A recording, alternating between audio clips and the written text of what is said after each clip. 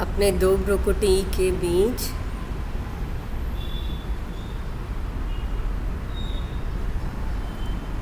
बहुत सुंदर चमकता हुआ सितारा महसूस करें।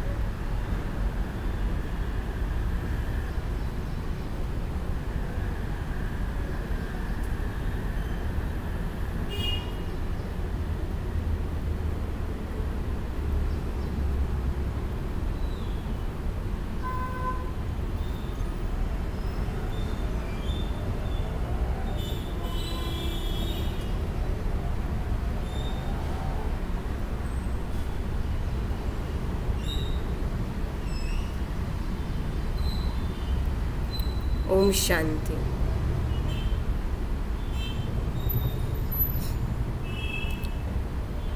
चलो, सबके पास डायरी पेन है? सबके पास है डायरी पेन? हाँ, चलो, दिख रहे, हाथ दिख रहे। ओके, तो सबसे पहले डायरी में आज का स्वमान लिखेंगे। आज का स्लोगन है, अपनी सूक्ष्म कमजोरियों का चिंतन। आज का स्लोगन है, अपनी सूक्ष्म कमजोरियों का चिंतन करके उन्हें मिटा देना, यही स्वचिंतन है।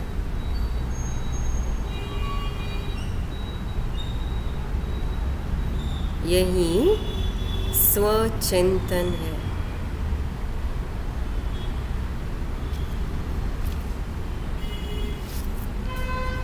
अभी इस पर थोड़ा सा पहले अगर हम प्रकाश डालें,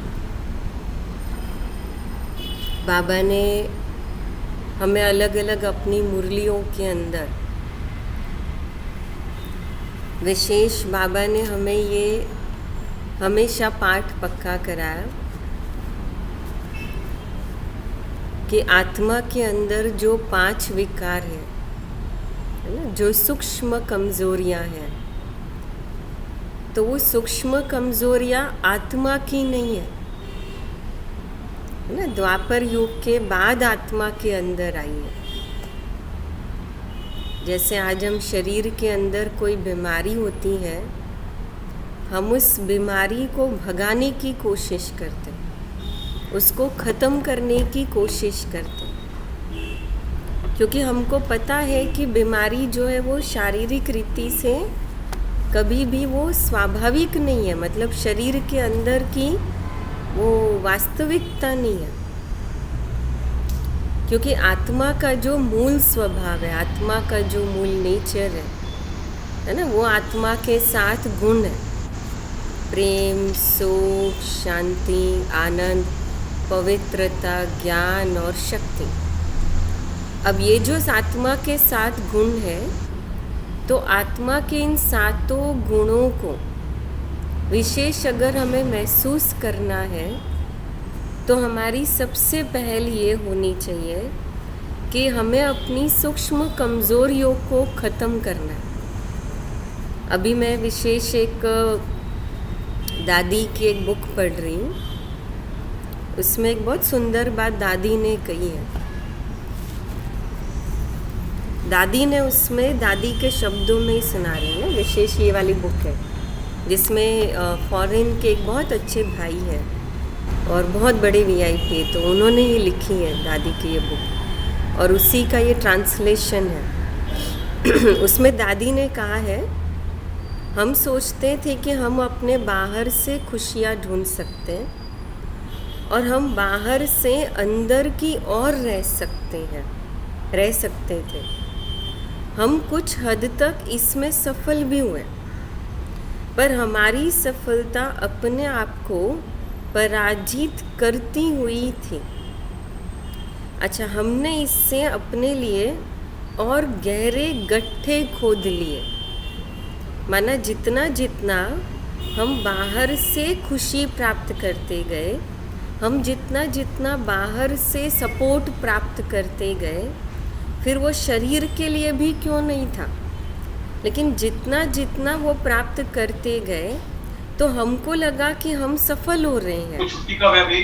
पर वास्तव में कहीं ना कहीं हम सफल नहीं हो रहे थे। हम क्या कर रहे थे, है ना, बाबा ने बहुत अच्छी बात कही, दादी ने बहुत अच्छा कहा कि हम अपने लिए ही और ही गड्ढे खोदते जा रहे थे। क्योंकि जितना जितना हम शारीरिक रीति से या फिर जितना जितना दे के साधन या देहधारियों से जितना हम सपोर्ट लेते जा रहे हैं, उतना हम डिपेंड होते जाते हैं। और वो जो एक आधार है, वो जो डिपेंडेंसी है, आधार है, वो आधार कभी भी सहज हमेशा नहीं रहने वाला। अच्छा, जैसे दादी ने देखो आगे बहुत अच्छी बात की, जब तक कि हमारी इच्छाओं की परिपूर्ति होती रही, हमको जो चाहिए था मिलता गया, इजी मिलता गया, तो हमको लगता है जीवन बहुत अच्छा है।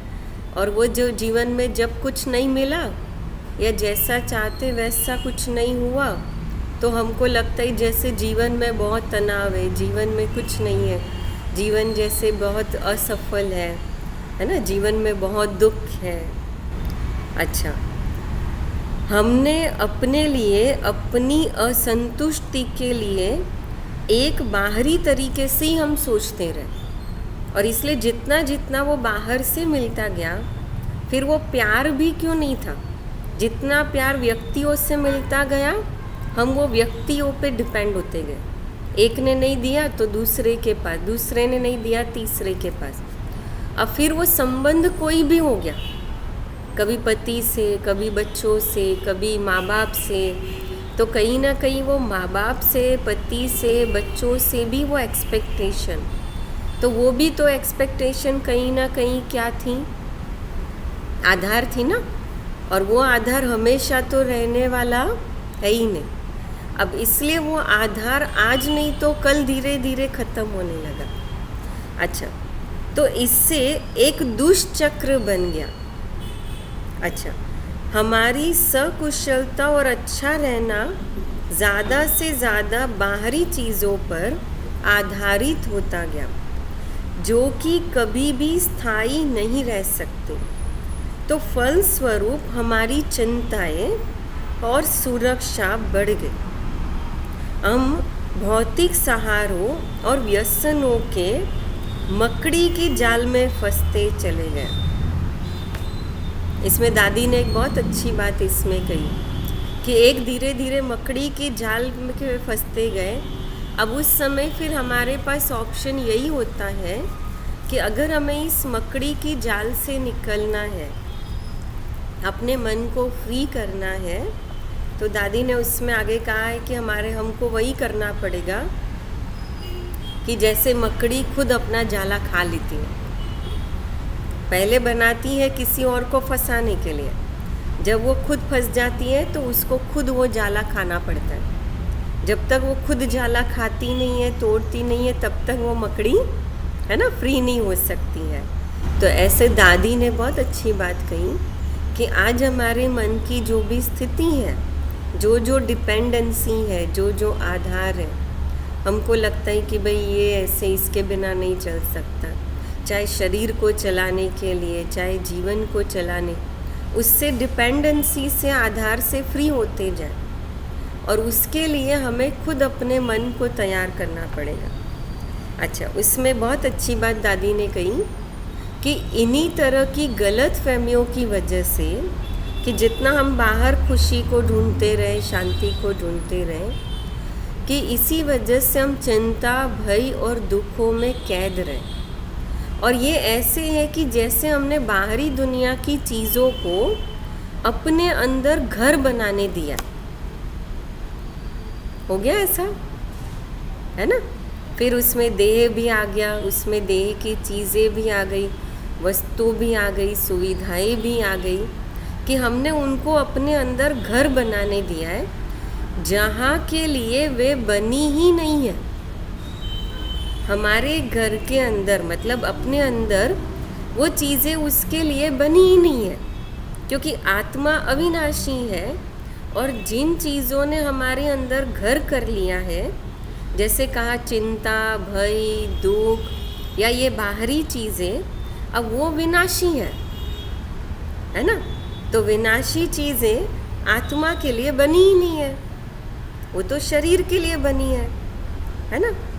अच्छा, शरीर विनाशी है तो वो चीज़ें जब मिलती हैं तो शरीर को सुख मिलता है, तो शरीर के सुख से आत्मा सुख भोगती है।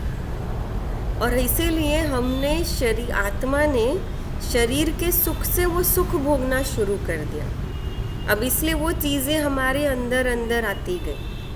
अच्छा, अब इसीलिए दादी ने बहुत कहा, और हम उनसे बंधते जाते हैं, तो जिससे हम अपने स्वयं होने की योग्यता खो बैठते हैं, है ना। आज जो विशेष हम अभी स्वचिंतन करेंगे प्रैक्टिस करने वाले, और इसलिए दादी ने कहा जिससे हम स्वयं की योग्यता खो बैठते हैं, आत्मा की पहचान खो बैठते हैं। मैंने शरीर से शांति का अनुभव किया, आसपास से सुख का अनुभव किया, खुशी का अनुभव किया। अब उससे क्या हुआ, आत्मा के पास जो ओरिजिनल सुख है, ओरिजिनल खुशी है, हम उसका अनुभव करेंगे ही नहीं, है ना, उसका अनुभव लेंगे ही नहीं हम। तो इस तरह की भ्रांतियाँ या भय, है ना, दादी ने बहुत अच्छी आगे बात कही कि धीरे धीरे जितना वो चीज़ हमारे अंदर बैठती जाती है, मतलब हम उसके ऊपर डिपेंड होते जाते हैं, तो धीरे धीरे फिर क्या होता है कि जब वो चीज़ हमें नहीं मिलती है तो हमें डर लगने लगता है। एक डर ये होगा कि या तो उसके छीन जाने का डर, कि भाई ये अगर छीन गया तो, ये अभी कल हमारे पास नहीं रहा तो, और दूसरा ये डर कि ये हमको नहीं मिला तो, अगर है तो छीन जाने का डर, और नहीं है तो नहीं मिलने का डर। अब वो दोनों स्थिति में मन की स्थिति जो है वो कैसी होगी। अच्छा, दादी ने बहुत अच्छी बात कही, मेरे अनुभवों ने मुझे सिखाया कि दुख, चिंता और भय की भावना ये हमारे अंदर जो स्वाभाविक हमारी भावनाएं है ही नहीं, और वो प्राकृतिक, और न वो प्राकृतिक है। हम जब आत्मा बच्चे के रूप में हमने जब जन्म लिया, तो आपने कभी देखा कि किसी छोटे बच्चे के अंदर कोई डर हो? देखा कभी किसी छोटे बच्चे के अंदर डर? एक आपने देखा होगा, हमेशा देखो वो छोटा बच्चा होता है ना, वो छोटे बच्चे को आसमान में ऐसे उछालते हैं, तो वो बच्चा क्या करता है ना। अभी साल का भी बच्चा नहीं होगा, कुछ महीनों का होगा, और उस बच्चे को ऐसे आसमान में उछालो और उसको कैच करो, तो वो बच्चा क्या करता है, हंसता है वो बच्चा, है ना। और वो बच्चा वो आसमान में उछालते हैं ना, उसका मज़ा लेता है वो बच्चा। क्यों मज़ा लेता है? कितनी कॉमन सेंस की बात है। देखो, वो बच्चा इसलिए मज़ा लेता है क्योंकि उसके अंदर डर ही नहीं है। उसको गिरना, उसको ऊंचाई, वो क्या है उसको पता ही नहीं है कि गिर करके चोट क्या लगती है, दर्द क्या है, वो उसको पता ही नहीं है। और आज वही चीज़ किसी बड़े के साथ रहे, है ना। हमने कई ऐसे देखे हैं, ऐसे व्यक्ति भी देखे जिनको लिफ्ट में डर लगता है। आपने भी देखा होगा, कोई ना कोई ऐसे मिला होगा, है ना, जिनको लिफ्ट में डर लगता है। चारों तरफ पैक है, सब कुछ सेफ है, और तो भी वो लिफ्ट ऊपर जाती है ना, उनको डर लगता है। मेरी एक कज़िन है, अभी तो उसकी शादी हो गई, उसको भी 2 बच्चे, लेकिन हम लोग जब साथ में थे, मतलब बहुत छोटे थे, उसको इतना लिफ्ट से, और अभी भी उसको लिफ्ट से डर लगता है, इतना कि कहीं हम जाते थे, कभी तो एक रिलेटिव्स के यहाँ गए, मुझे याद है, गेट टुगेदर कुछ तो था, फैमिली गेट टुगेदर, तो उस समय हम कुछ 13वां या 14 कुछ माला था, वो उनका जो घर था रिलेटिव्स का, वो उतना फ्लोर चढ़ करके आई, लेकिन वो लिफ्ट में नहीं आई, मतलब उतना उसको डर लगता था वो। तो आज देखो, वो हमको वो डर क्यों लगता है? क्योंकि अंदर वो डर है, और अब देखो उस महीने के, कुछ महीने के, वो बच्चे को डर नहीं लगता है। कितनी वंडरफुल बात है ना। उसको जब झूला झुलाते हैं तो उसको थोड़ा फास्ट भी झूला झुलाओ तो उसको बड़ा मज़ा आता है। उसको कभी, उसको संकल्प ही नहीं है कि ये गिर जाएगा, चोट लगेगी, उसको वो चीज़ एहसास ही नहीं है, क्योंकि आत्मा के अंदर नेचुरल वो चीज़ें नहीं है। जो दादी ने कहा कि ये प्राकृतिक भी नहीं है। प्राकृतिक का अर्थ है कि एक आत्मा के अंदर भी नहीं है, और दूसरा कि वो नेचुरल भी नहीं है, मतलब प्रकृति के अंदर भी वो चीज़ नहीं है। अच्छा, इस तरह की भावनाएं तब उठती हैं जब हम अपने आप को उन विश्वासों और व्यवहार द्वारा प्रभावित होने देते हैं जो हमारे नहीं है। अब ये बात समझ में आ जाना अपने आप में बहुत बड़ी बात है ना। मैंने दादी का ये चैप्टर जो था ना, ये पेज 3 बार पढ़ा कि दादी कितनी गहरी बात ये कह रही है। कि दादी ने कहा कि देखो, इस तरह की भावनाएं तब उठती हैं, कौन सी भावनाएं? अंदर जो डर है, दुख है, चिंता है, अंदर व्यर्थ संकल्प है ना, वो तब उठती हैं जब हम अपने आप को उन विश्वासों और व्यवहार द्वारा प्रभावित होने देते हैं जो हमारे है ही नहीं। यदि कहीं दुख या कोई कष्ट मानव प्रकृति या स्वभाव की एक अनिर्हित भावना नहीं है, तब इनकी आवश्यकता ही हटाया जा सकता है। कहने का भाव दादी का कि हम अपने आप को दुख सहना रोक सकते हैं और दूसरों को भी ऐसा करने में मदद कर सकते हैं। लेकिन कब? दादी ने बहुत अच्छी बात कही है, दुख, दर्द, कष्ट ये सब अलग चीज़ है, ये हमारा आत्मा का हिस्सा है ही नहीं, लेकिन हमने विश्वास से वो आत्मा का हिस्सा बना दिया, और इसीलिए हम उसको क्या कर रहे हैं? महसूस कर रहे हैं। तो अब मुझे अपने आप में ये चेक करना है कि ऐसे कौन से विचार हैं, जैसे दादी ने कहा, ऐसे कौन से विश्वास है, ऐसे कौन से व्यवहार है जिससे मेरा मन जो है वो प्रभावित हो जाता है और दुख महसूस करता है, या फिर बेचैनी महसूस करता है, या दुख महसूस करता है, और मुझे उन विश्वासों को छोड़ना है। और क्या करना है ना? उन विश्वास को छोड़ करके मुझे आत्मा के जो ओरिजिनल विश्वास है, आत्मा का ओरिजिनल विश्वास क्या है? कि मैं एक आत्मा हूँ, मैं चैतन्य शक्ति हूँ, आत्मा में अष्ट शक्तियाँ हैं। एक अव्यक्त मुरली में और बाबा ने कहा था, और गुलजार दादी के क्लास में एक सुना था कि आत्मा के अंदर असीम शक्तियाँ हैं। अगर चलो मुझे वो शक्तियाँ याद भी नहीं है, मुझे वो समझ में भी नहीं आती, मुझे उसके नाम भी नहीं आते, तो कम से कम मुझे आत्मा के अष्ट शक्तियाँ तो मुझे याद है जो बाबा ने गिनती कराई है। तो अगर मैं अष्ट शक्तियों की भी महसूसता में रहूं तो भी आत्मा कितनी शक्तिशाली होगी, महसूस होगी। तो अभी सबके पास डायरी पेन है ना? तो अब चलो अलर्ट हो जाए।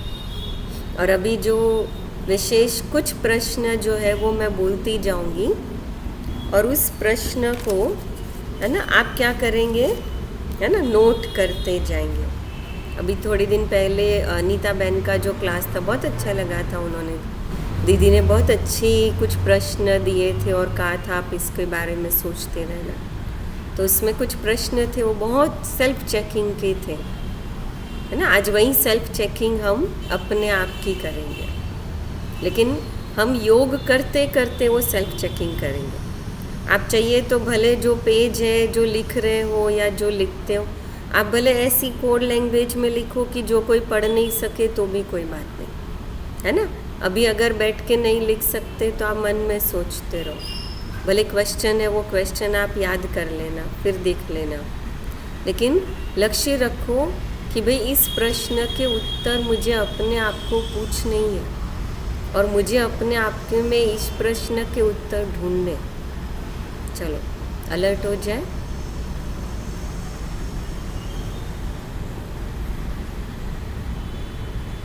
अपने मन को बिल्कुल साइलेंस में लेकर जाए।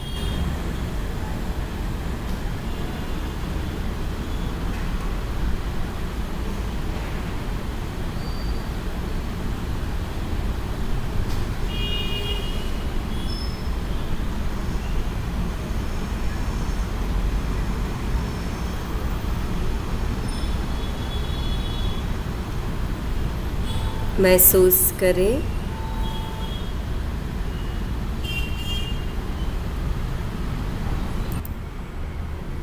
आत्मा के 7 गुण लिखे। प्रेम, सुख, शांति,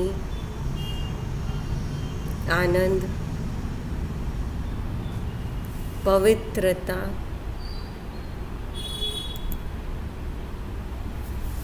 ज्ञान, शक्ति, आनंद।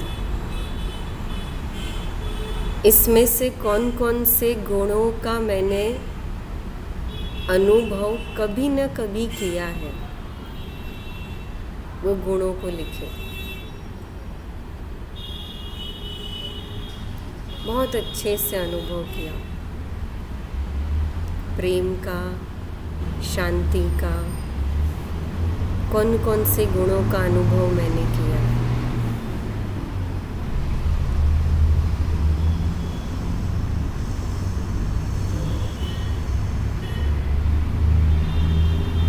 जो जो गुणों का अनुभव किया वो राइट करते जाए।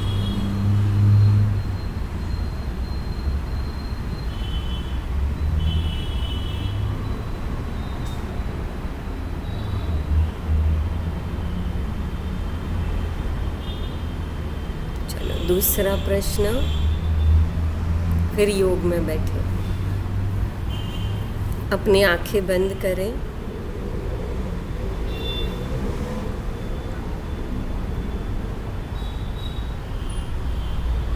फिर से अनुभव करें।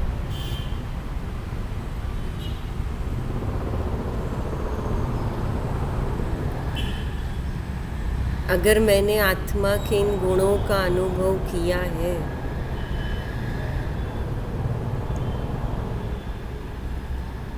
तो फिर कौन कौन से ऐसे संस्कार या अवगुण हैं, कौन कौन सी ऐसी आदतें या कमज़ोरी है जो मुझे इन गुणों को अनुभव करने नहीं देते। अब हर गुण के सामने अभी नहीं लिखना है, अभी सिर्फ महसूस करें मन में। अब इन गुणों के सामने हम वो अवगुण लिखेंगे, है ना। जैसे शांति का गुण है, तो मैंने कभी योग में बहुत अच्छा शांति का अनुभव किया है। कभी ऐसे बाबा की याद में बैठे हो और बहुत अच्छा परम धाम का अनुभव हुआ। लेकिन कहीं एक हमारे अंदर क्रोध का संस्कार है, चिड़चिड़ेपन का संस्कार है। भले हम स्वीकार करते हैं कि हम अभी संपूर्ण नहीं बने, लेकिन वो संस्कार हमारी शांति को भंग कर देता है ना। तो वो अवगुण हो गया, क्रोध है, चिड़चिड़ापन है। अब ऐसे ही हमने सेवाओं में, बाबा के ज्ञान में आनंद का अनुभव किया है, लेकिन उसके सामने कुछ ऐसा संस्कार है व्यर्थ संकल्प चलाने का।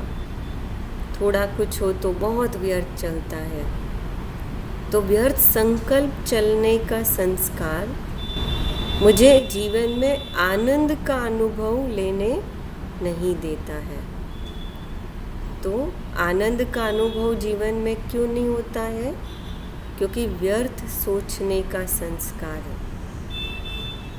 अब ऐसे बाकी सब गुणों का महसूस करें और नोट डाउन करें। तीसरा भी पवित्रता का संस्कार, पवित्रता का गुण। चेक करें मुझ आत्मा में ऐसी कौन सी सूक्ष्म कमजोरी है जो मुझे पवित्रता का अनुभव नहीं होने देती,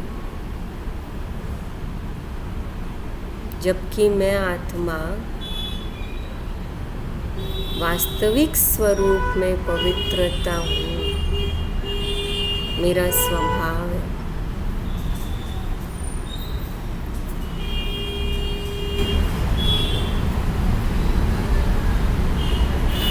चौथा,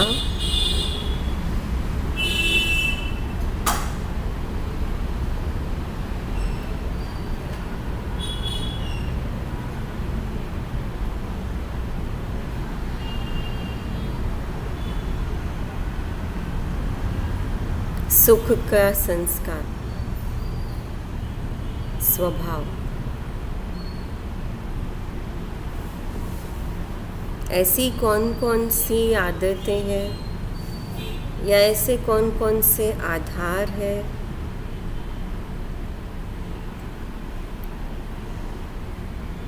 हम कहाँ कहाँ पर बाहर से मेरी बुद्धि सुख के लिए प्रभावित हो जाती है कि जिसके कारण आत्मा का सुख मैं अनुभव नहीं कर पाती।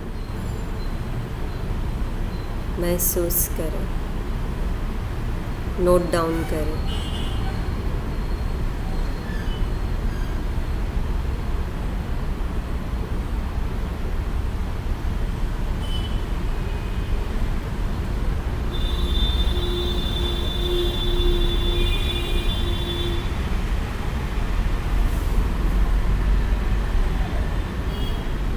अभी ज्ञान का संस्कार, ज्ञान का स्वभाव। बाबा ने बहुत सुंदर ज्ञान दिया है, ज्ञान की शक्ति दी है।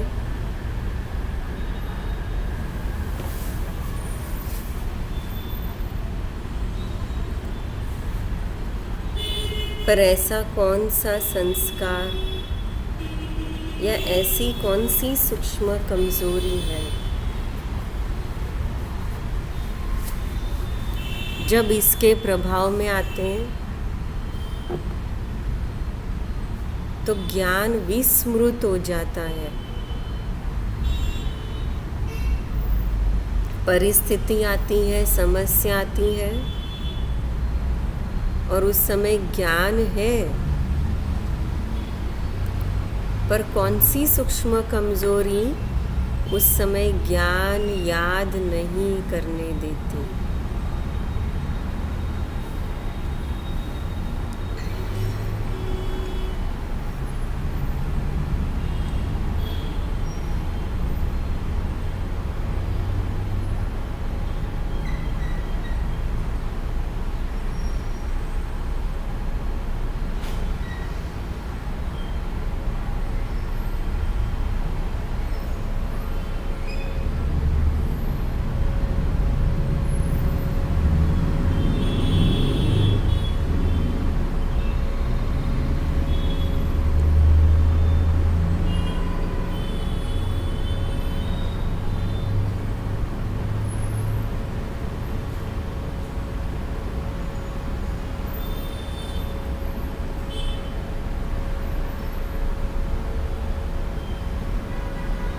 जब मुझ आत्मा ने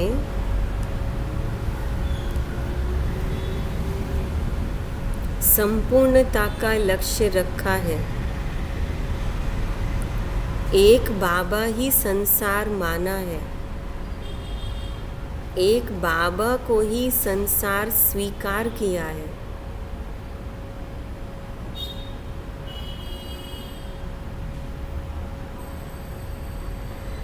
फिर क्यों मेरी बुद्धि बाबा से नहीं जुड़ती है? क्यों बाबा मुझे भूल जाता है। जिससे प्यार होता है वो तो स्वाभाविक याद आता है।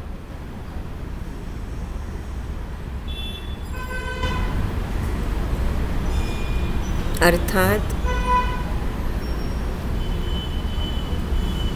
कि मेरे मन और बुद्धि को और भी कोई बातें हैं जो प्रभावित करती हैं, कि जब उसका प्रभाव बुद्धि पर होता है तो बाबा की याद भूल जाती है। जैसे आजकल हम देखते हैं तो बच्चों के लिए देखते टीवी है, मोबाइल है, तो बच्चे जब टीवी मोबाइल आदि देखते तो उनको पढ़ना याद नहीं आता। अगर पढ़ना याद आता है तो भी पढ़ाई में बुद्धि नहीं लगती है, क्योंकि उनको उसमें सुख हो रहा है, सुख मिल रहा है।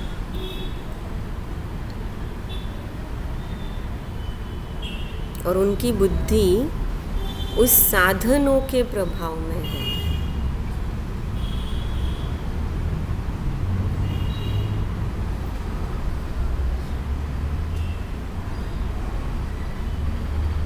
नेक्स्ट प्रश्न, ऐसी कौन कौन सी बातें हैं कि मैं जब योग में बैठती हूँ, है ना, अभी रोज़ हम 6:30 से 7:30 योग में बैठ रहे हैं, तो महसूस करें कि रोज़ जब योग में बैठते हैं तो ऐसी कौन कौन सी बातें हैं जो बिना याद किए भी मुझे याद आ जाती है, जिसको याद करना नहीं पड़ता।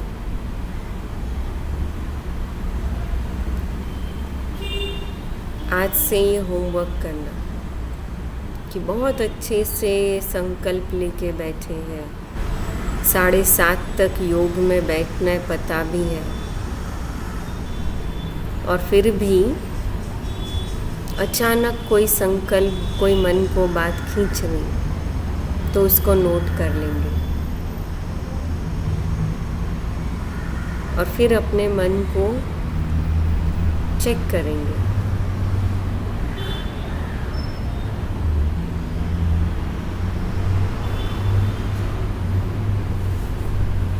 अब लास्ट प्रश्न, अपने आप को हम ये कहें, एक हफ्ते के अंदर बहन अभी इसके पहला क्वेश्चन क्या था, क्योंकि थोड़ा अंदर फोन आया था ना। अच्छा, इसके पहले का क्वेश्चन था कि योग में हम जब बैठते हैं तो बिना संकल्प किए अपने आप मुझे कौन सी बात याद आ जाती, जो मेरी बात को या मेरे मन बुद्धि को प्रभावित करती। चाहे वो बात कोई 10 साल पुरानी भी हो सकती है, कोई 4 साल पुरानी हो सकती, एक दिन पुरानी हो सकती है, या कोई बात जैसे सुबह घट गई है लेकिन अभी उसका कोई कनेक्शन नहीं है, लेकिन अभी हम योग में बैठे और वो याद आ रही है।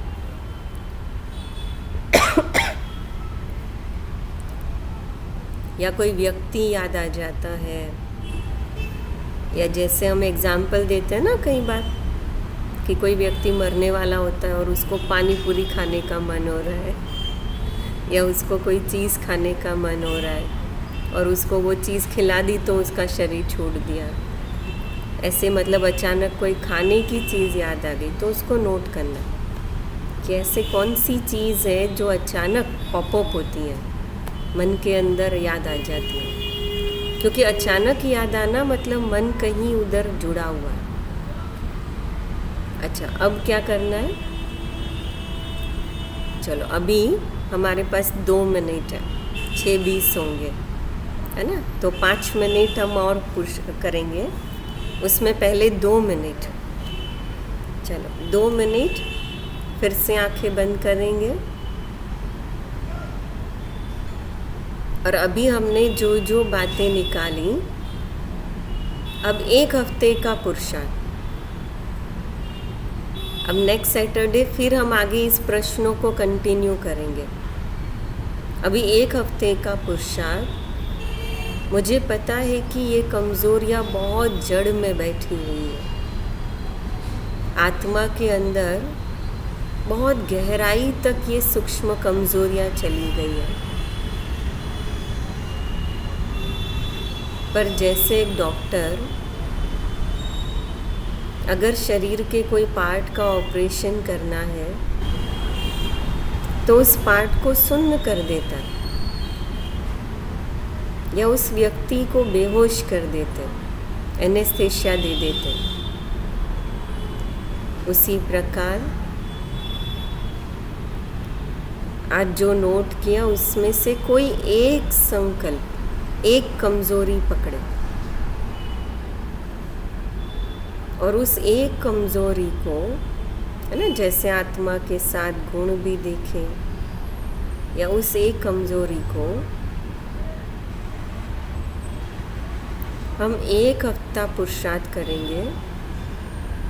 और ये पुरुषार्थ करेंगे, ये नहीं करना है कि वो कमज़ोरी हमारे ऊपर हावी ना हो, है ना। अगर ऐसे सोचेंगे तो वो कमज़ोरी याद आएगी बार बार, लेकिन उसका अपोजिट पुरुषार्थ करना है कि आत्मा के 7 गुण में से कोई एक गुण पकड़ो और उस एक गुण